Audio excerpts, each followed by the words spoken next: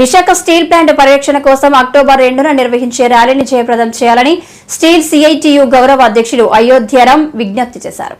సోమవారం steel plant admin కార్యాలయం వద్ద కార్మికులతో సమావేశం నిర్వహించారు. ఈ సమావేశంలో ఆయన మాట్లాడుతూ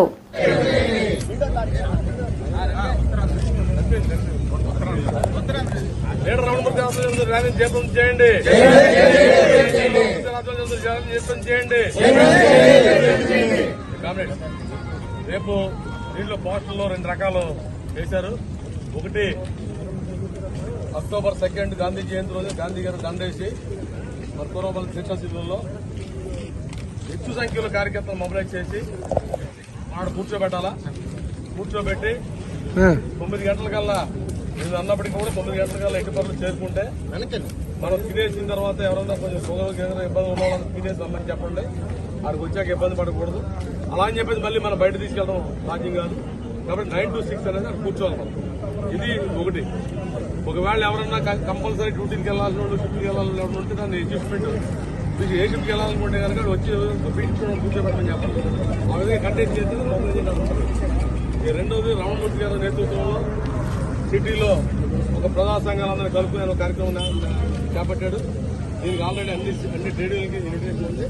అన్ని ట్రేడ్ యూనియన్లు కూడా లీడర్షిప్ అంతా కూడా కొంతమంది వెళ్తారు.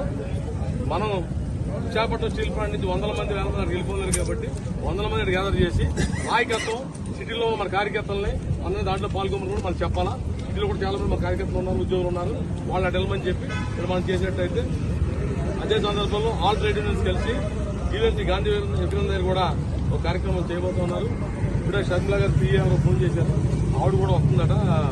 గాంధీ జయంతి చేయాలని చెప్పేసి వాళ్ళ పార్టీ నిర్ణయం చేసినట. గాంధీ జయంతి సందర్భంగా ఇప్పుడున్న ఇబ్బందులు ఏంటని చెప్పి అడిగి తెలుసుకున్నారు. ఏం జరుగుతుంది, 4,000 మంది కాంట్రాక్ట్ పెట్టి ఆవిడ కూడా అదే గాంధీ విగ్రహం దగ్గర దండ అయిపోతాం అదే టైం. మరి ఆవిడ కూడా వచ్చేందుకు అవకాశం ఉంది. మీ ప్రోగ్రామ్ అంటే మనం అంటే మన ప్రోగ్రామ్ చెప్పాం. మనం ఇన్వైట్ చేయకపోతే మన ప్రోగ్రామ్ మనం చెప్పాం. ఎవరైనా రావచ్చండి, ఎవరైనా రాకుండా మన మద్దతు ఎవరైనా రావాలనుకో. కాబట్టి ఈ మధ్యలో ఈ 2 కార్యక్రమం జరుగుతుంది తెలియజేస్తూ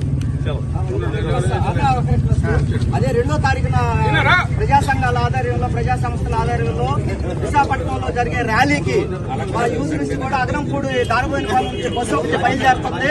మహిళలు, కుటుంబ సభ్యులు ఎవరంటే ఉదయం 8 గంటలకు దారిపోయిన రావాల్సిందిగా కోరుతున్నాం.